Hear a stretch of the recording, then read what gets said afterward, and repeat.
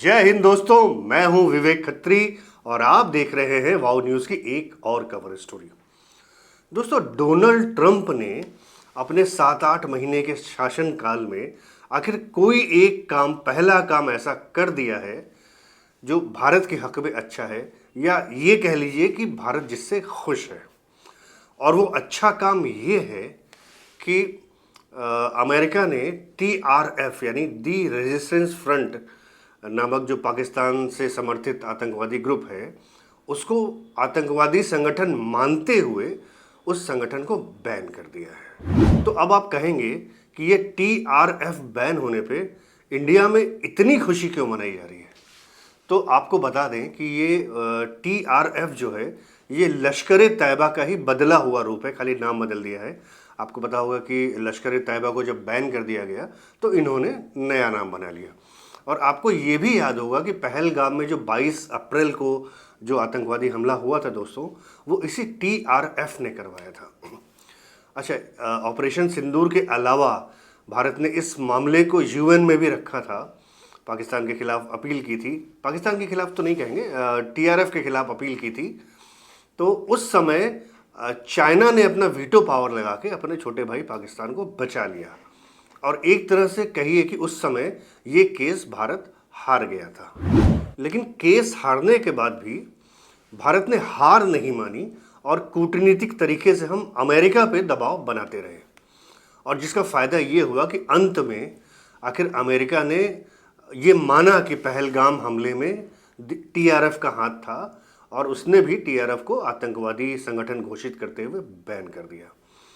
तो ये पाकिस्तान के खिलाफ भारत की एक बड़ी रणनीतिक जीत है। तो आखिर ये TRF क्या बला है और ये कैसे पैदा हुआ, आइए इसके इतिहास पे नजर डालते हैं।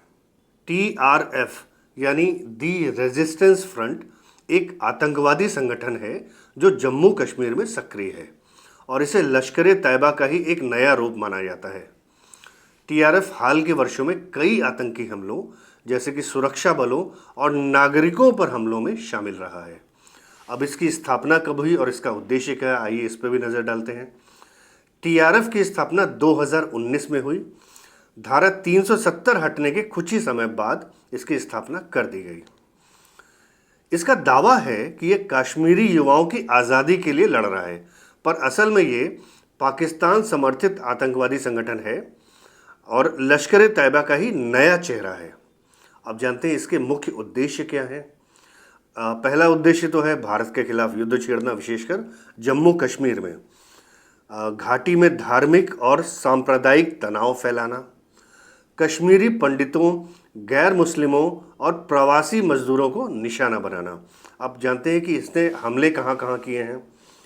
तो 2020 से अब तक अगर नज़र डालें तो सबसे पहले तो किया इसने नवंबर 2020 में TRF के आतंकी भारी मात्रा में हथियारों के साथ भारत में घुसे, जिन्हें BSF और सेना ने मार गिराया। उसके बाद इन्होंने हमला किया, एक सिविलियन टारगेट किलिंग की थी इन्होंने 2021 में।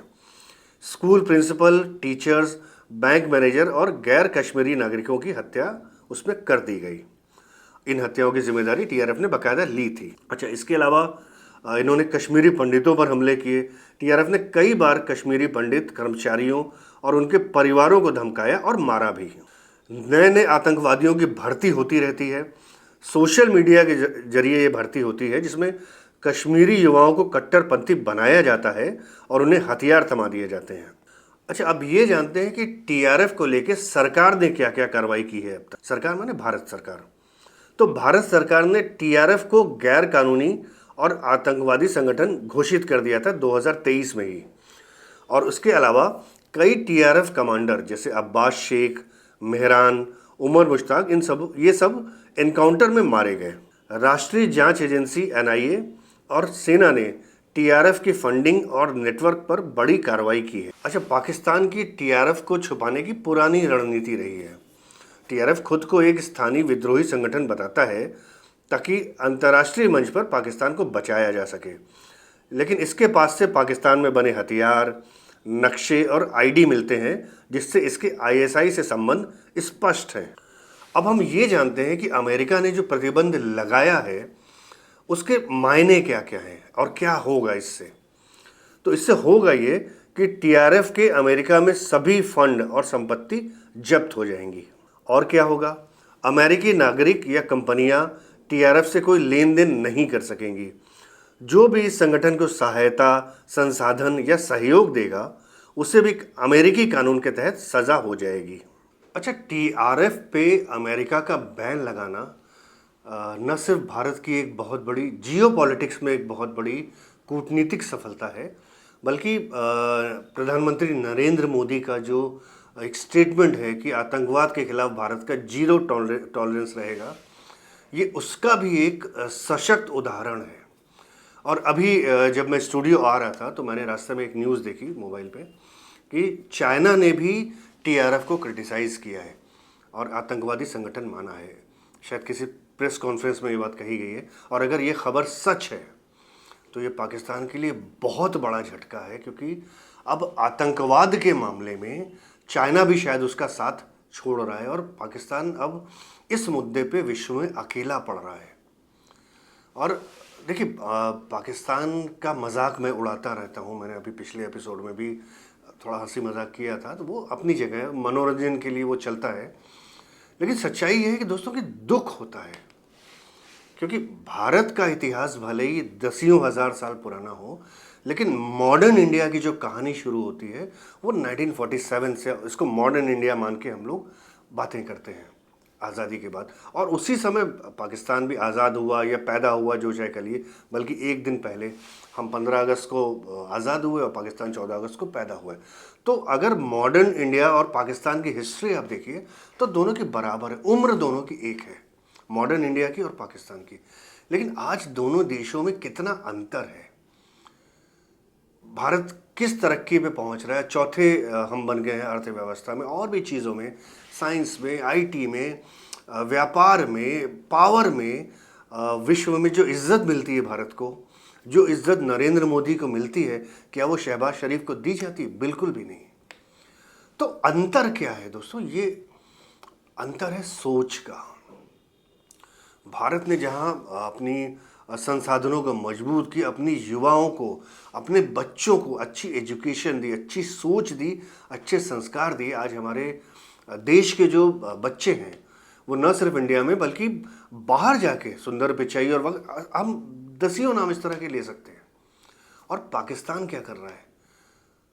ओ जी काफिरों को मार दो, ओ जी हम तो जिहाद करेंगे, ठीक है, हम ये यहूदी है, ये बुरा है, वो जिहादी है, वो हिंदू है, वो बुरा है। ये 1000 साल पुरानी सोच से ये ऊपर नहीं उठ पा रहे हैं। आज ज़माना बदल गया है, आज एजुकेशन की ज़रूरत है। आज आप देखिए, आज का जो युग है वो कॉमर्स का युग है। तो कमर्शियल आप कब बनेंगे? जब आपके में योग्यता होगी। इतना कंपटीशन है, केवल इंडिया में कंपटीशन नहीं, इंडिया के बाहर वर्ल्ड लेवल पे, जियो प्लेटफॉर्म पे भी उतना ही बड़ा कंपटीशन है। तो वो कंपटीशन फेस करके उसमें आगे बढ़ने के लिए और अपने देश को आगे बढ़ाने के लिए आपको उस लेवल पे तैयारी करनी होगी, उतनी योग्यता डेवलप करनी होगी अपने देश के युवाओं में। पाकिस्तान बंदूक पकड़ा दे रहा है, सोच वही है, ठीक है, वहाँ की आर्मी भी वही कर रही है, वहाँ के मदरसे भी वही कर रहे हैं। दोस्तों, मजाक भले ही करें हम लोग, लेकिन दुख होता है।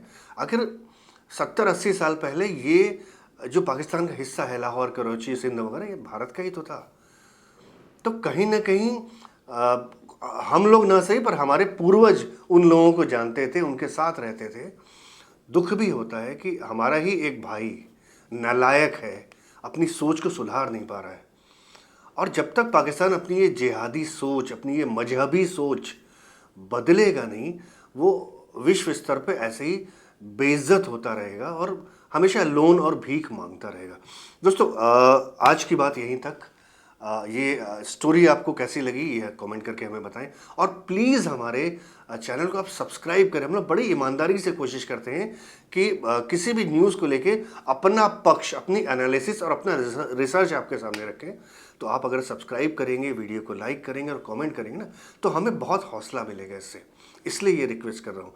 चलिए फिर मिलेंगे एक नई कवर स्टोरी के साथ, तब तक जय हिंद।